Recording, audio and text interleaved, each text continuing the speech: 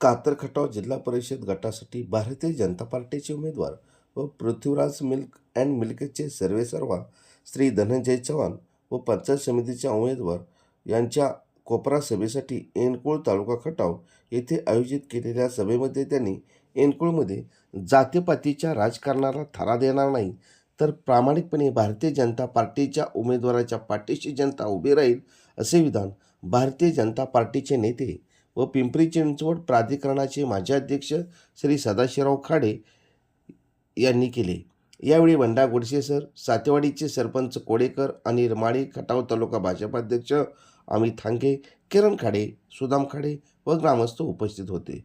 यावेळी खाडे पुढे म्हणाले की नाथाचा गुलाल उमेदवाराकडून घेणे, देवीच्या परडेवर हात मारणे, आत्ता हे सर्व बंद करा, कारण फसव्या राजकारणात ही जनता बेग घालणार नाही तर विकासाच्या मुद्द्यावर जनता मोठ्या मताधिक्याने भारतीय जनता पार्टीचे अधिकृत उमेदवार धनंजय चव्हाण व पंचायत समिती गणाचे उमेदवार वनिता दुबळे यांना प्रचंड बहुमताने निवडून देण्याचा संकल्प या जनतेने केला आहे। यावर ते पुढे म्हणाले की तुमच्याकडे फक्त बोलण्याव्यतिरिक्त काहीच नाही।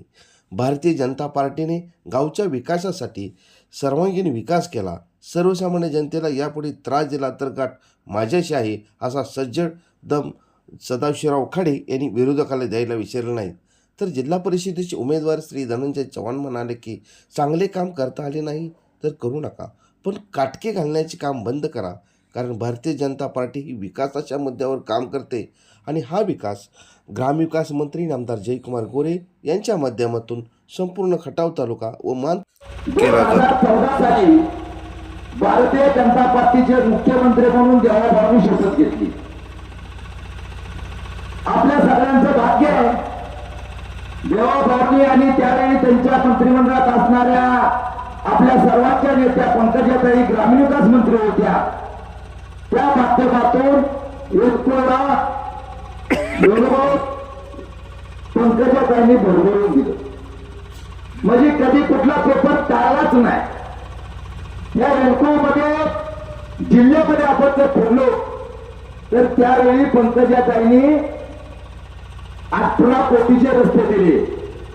पेक्षवाडीला प्रकाशांना आपल्याला जाताना आपल्या गाड्या नीट जात नव्हत्या, त्या काळ्याशेत पासून शेवटच्या दिवशी तुम्ही सगळ्या लोकांनी हात पकडला आणि शेवटच्या दिवशी तातडीनं परत खाडे वस्तीपर्यंत दुसरं 1.5 कोटी रुपये दिलं। या गावामध्ये जयाभाऊच्या माध्यमातून विकास होतोच। जयाभाऊचं 100%पेक्षा गावावर आहेत, परंतु ऍडिशनल जिथं तिथं बरोबर मदत लागेल त्या ठिकाणी मी प्रत्येकाच्या पाठीशी उभा राहतो आणि गावाचा विकास साधण्याचा प्रयत्न करतो। गावाचा विकास करताना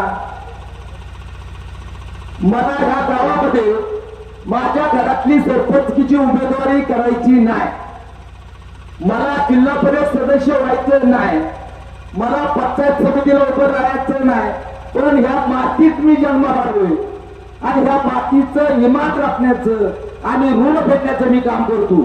त्या लोकांचा तो गैरसमज आहे।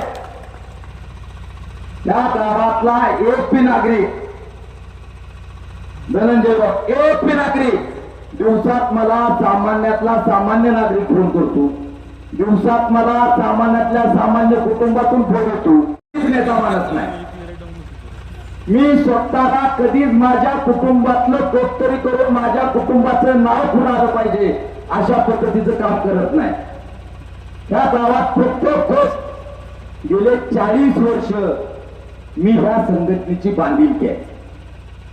जशी संघटना काढली त्यावेळेपासून आजपर्यंत संघटनेच्या एकाही कार्यकर्त्यावर, एकाही गावातल्या नागरिकावर मी कधी अन्याय होऊन दिलेला नाही।